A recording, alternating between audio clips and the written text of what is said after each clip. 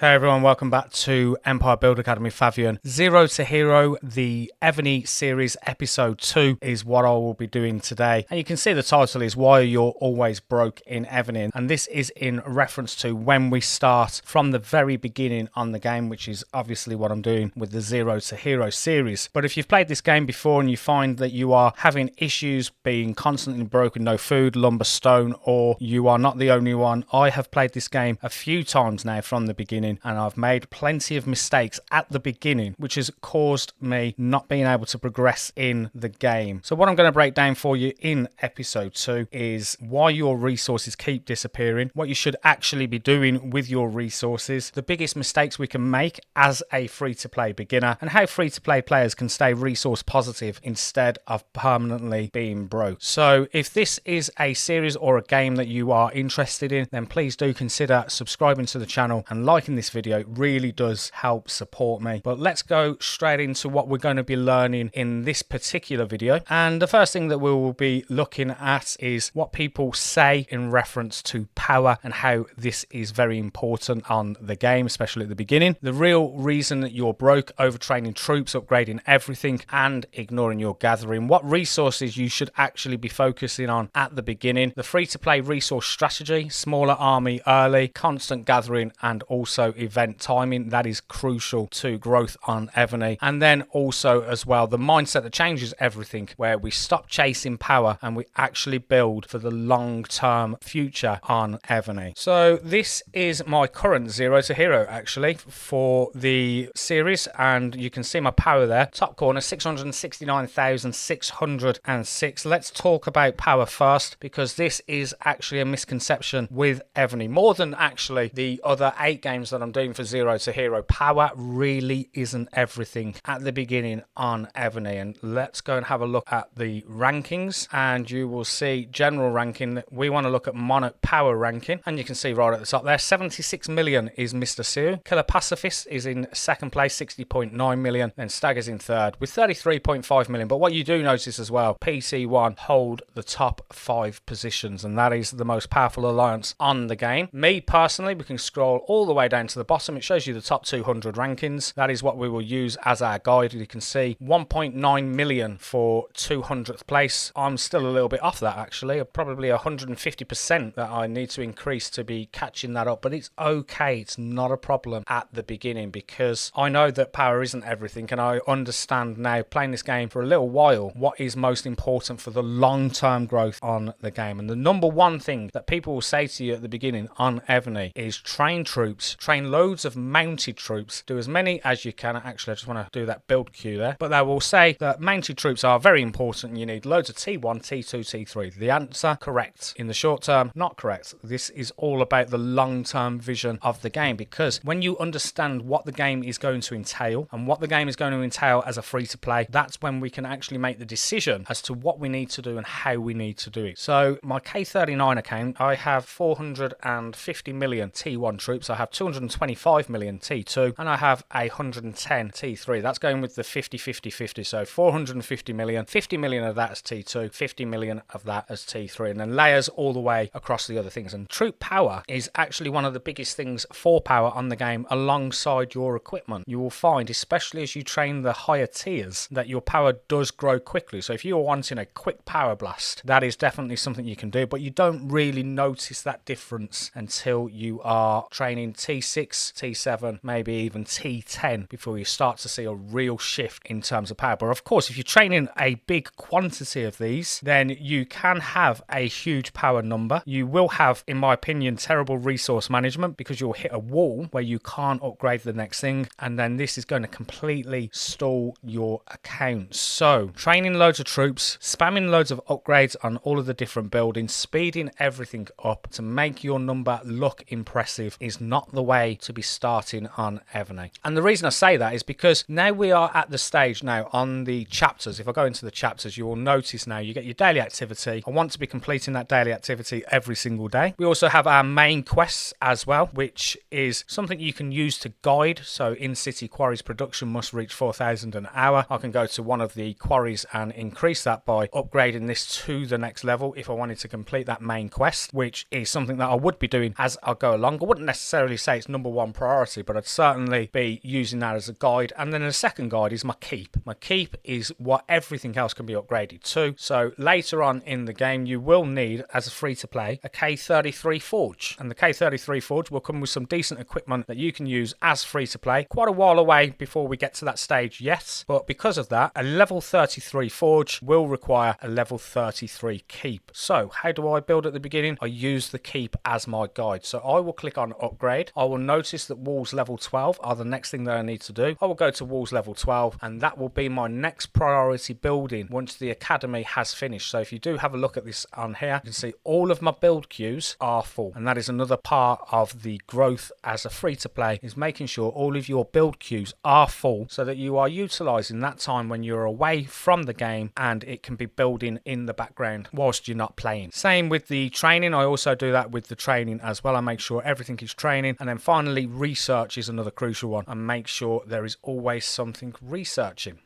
But going back to the resources and just talking about that quickly, when we go into the keep and we click on upgrade, you can see there are some requirements for the next level. You can see it's 726,000 around about for each one of these different resources to take this keep to level 13. As you can appreciate, as you start getting to the 14s, the 15s, the 20s, the 25s, that number will significantly increase. So when it comes to all of a sudden then saying, okay, I need my K30, because that's some of the earlier equipment we can get, K30, so that I can get my level 30 Forge to build some decent equipment, you'll find that these resources at the top you don't actually have, because you've been spamming it on troops, you've been spamming it on random upgrades that may not be the next part of the requirement. Of course, all buildings do need to be upgraded at some point, but at the beginning, all I'm focused on is making sure that I'm upgrading to the next level, and that next level is the keep. The keep is my priority, and everything else beyond that becomes a second, third and fourth priority. Also as well, another thing that we can also do, and I just want to show you this on the resources while talking about it, safe resource capacity. We can see we've got 8.7 million on the food, 8.2 million on the wood, 10.6 million,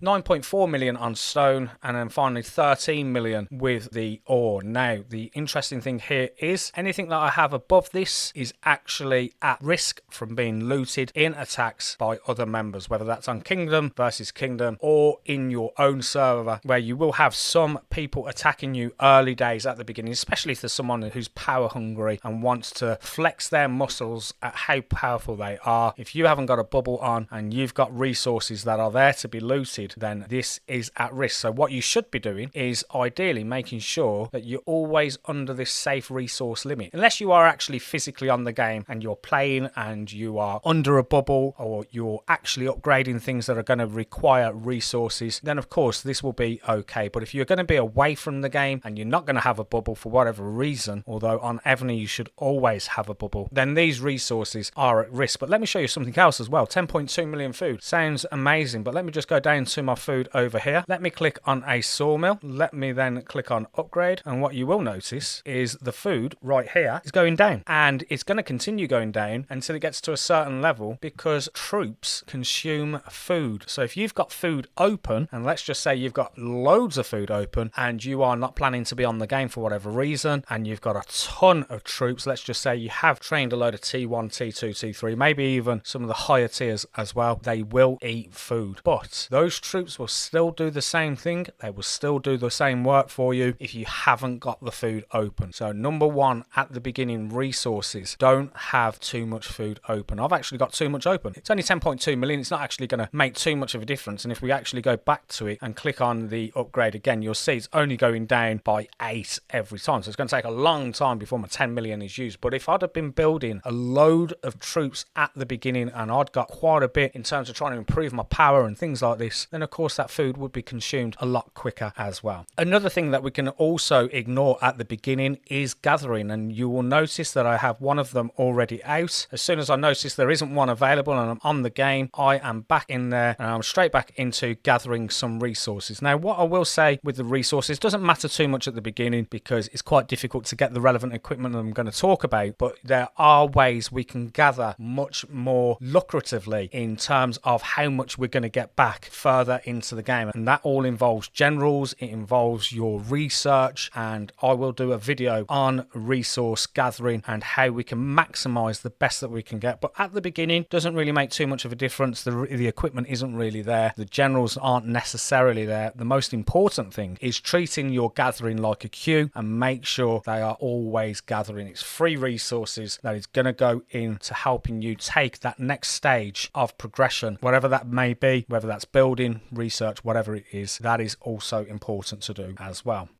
Also, there is other ways that you could potentially be getting resources, and I'm just going to show you one of these actually at the beginning, because this is something you can use as a strategy if you haven't got a bubble. So you can see there, level 12, I'm not under a bubble. So at the beginning, and I'm not going to go over here because this isn't the right area. Let me just go into the world map. I just want to show you a little trick that you can do. And if we go right to the edge of the area, the edge of the map, you will find a lot of these keeps here. So you will see there is lots of different keeps all here with bubbles, but some of them don't have bubbles on. And while you're not under a bubble, I could actually go and attack this. And what happens is I can't send any troops because I've got to make gathering at the moment, but you will actually capture troops that you can keep as captives. And then what you can do then is you can actually go into your prison. I actually haven't got mine built at the moment, but I can install it now. So let me show you exactly what I'm on about. Let's upgrade that all the way to its top level. There you go. And you have captives, and these captives can actually go out and do some work for you and also continue to get some resources for you as well. A lot of people struggle to get those captives. They don't know where they're going to get them from. I am going to tell you now that empty keeps that you just seen with that level 2, these ones here, all of these ones are going to have captives in them at the beginning. And in fact, I'm going to call back some of my resource gathering just to show you exactly how this works. Let's find one that's nice and close. So you can see we have one here that is a level 3 monarch. If we click on scouts, we can go and have a look at what's going on first. You actually didn't allow me to do it because I need to upgrade my watchtower first. I haven't actually got round to upgrading this building, so scouting wasn't an option. It is now. Lost where that building was, but I think I remember roughly where it was. Over here we've got the level 2s and the level 3s, and let's go and click on scout on this. And I'm just going to show you what it looks like when you are scouting for the very first time. You won't have seen it before if you are new to the game, so let's have a look at how that works. Do be aware, if you are under a bubble and you do go and scout someone, that bubble will drop, so do be aware of that. One of the things this game is very good for is making sure that everyone has access to a bubble at all times. You will find that over a course of weeks, months, you will have too many of your shields, and they're always available as well from alliance shops and things like that as well, so there's no excuse not to be underneath one. But let's go and have a look at what that scout report showed. Oh, I was expelled from the alliance. I'll talk about that in a moment. I was actually worried while I was expelled, but now I've got an idea as to what that is. Let's go into this one, scout report. You can see there's actually some plunderable resources, nothing to write home about, but I'm going to go and send an attack march at this. Absolutely fine. No one's in there. It doesn't matter about what you're sending. You're going to be winning at the beginning. We will talk more in depth about attacking and how we actually properly attack. I am actually going to use some speed ups for this. I'm not too worried about these speed ups. These come later anyway, so it's not a problem. So for the purpose of the video, we will use speed ups for the first time as well. You can also do your troop marches and increase that in your research academy, so do be aware that if you are slow for whatever reason, whether it's going into monsters, coming back from monsters, maybe you are in a big alliance and they are setting rallies quicker than you can march, then this is something else to be aware of. But let's go and have a look at this attack for the first time, and what you will notice is that lovely 400, and this is available on all of them. So a tactic that I do at the beginning, now I didn't get anything in terms of resources, although sometimes there is the opportunity that there may have been someone that's on the game, they've got a load of resources, open them up, and you may be lucky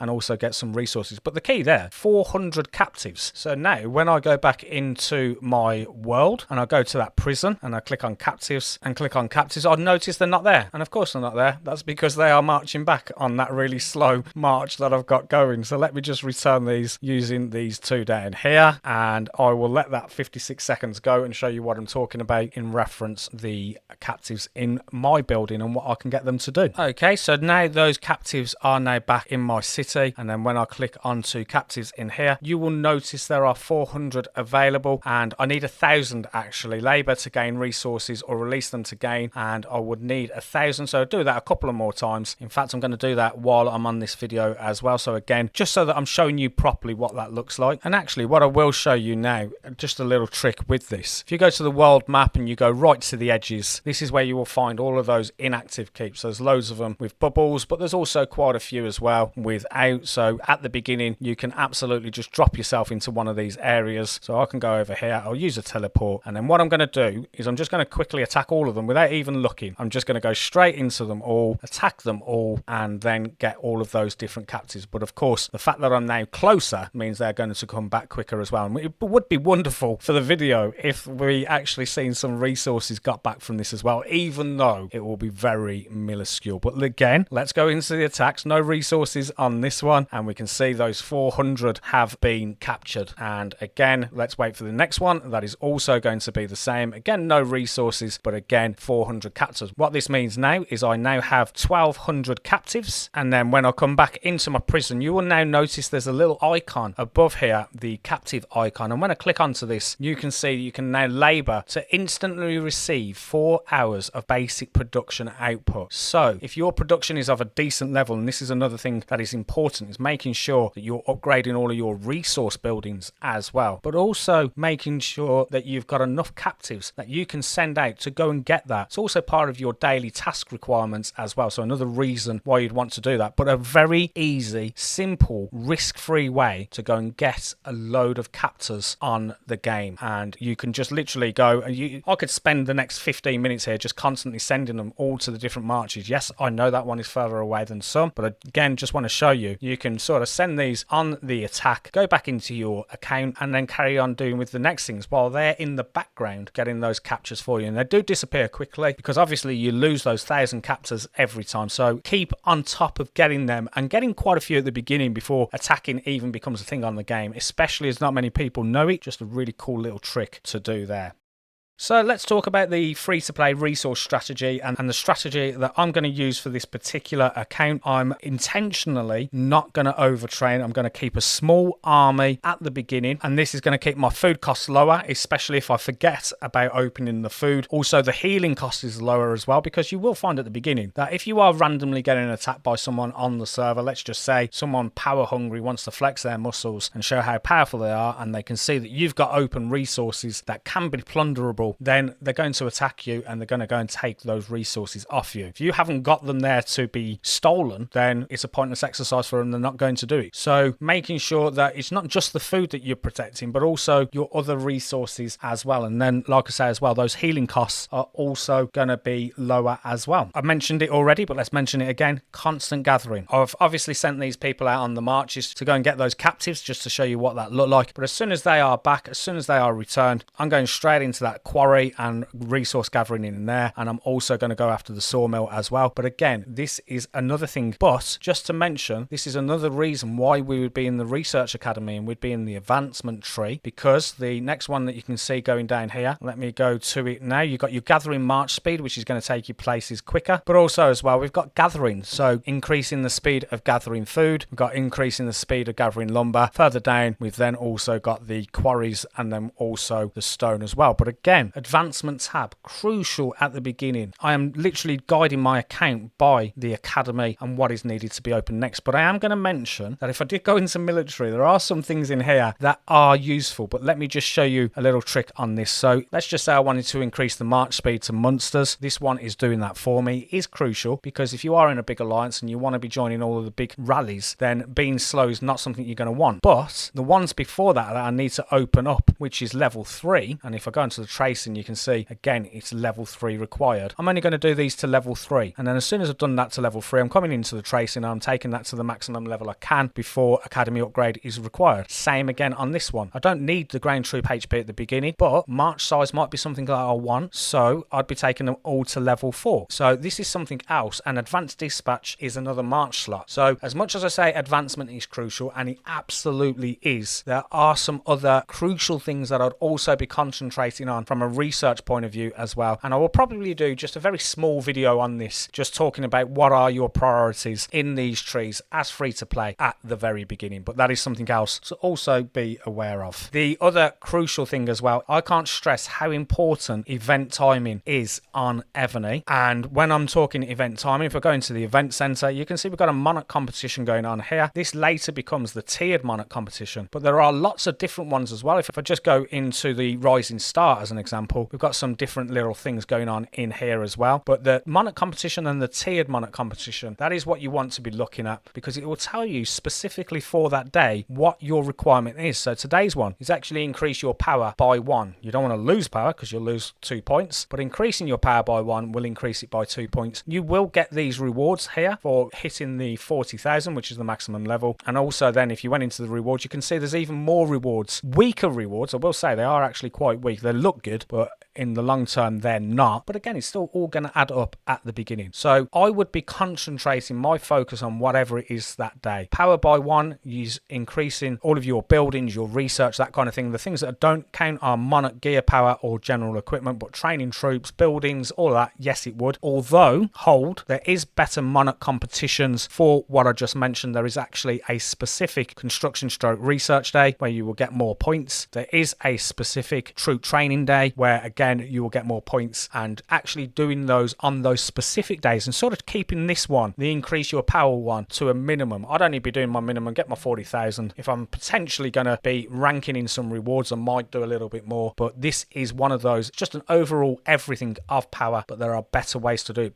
But again, making sure that whatever I'm doing on this game, ideally, is syncing with upgrades and speed ups and stuff like that on the game. Eventually, when we go into the valuable event down at the bottom, you will notice, I don't know if it will show me on this one. Oh, hang on, I've got to click on scores, it's forcing me. Speed up sprint. Basically, you're going to get all of these rewards. Impossible at the beginning as free to play. You're just not going to have enough speed ups to be able to do it. But once you get further into the game, you can see here, I can gain 1 point for every 2,000 minutes of speed ups used, excluding trap speed up. So that doesn't matter if it's troop training, it doesn't matter if it is buildings. You are going to get those points, and over a course of 10 days, I think this particular event goes on, you will see that you will get some of these decent rewards down here. 700 points. If you get 700 points, I'm going to get all of these and all of the ones above it. So timing them to all of the different events is also crucial as well. Consuming return event. Just going to click onto this one. This is one that is for you guys because I don't have this on my current one. During event time, players can receive rewards after consuming a certain amount of resources or gems. And it looks like actually it is the same one, it's just that they're doing it in a different way. So if you was to consume 500 million of your food, then you will get these rewards here. This actually changes on our one when it's the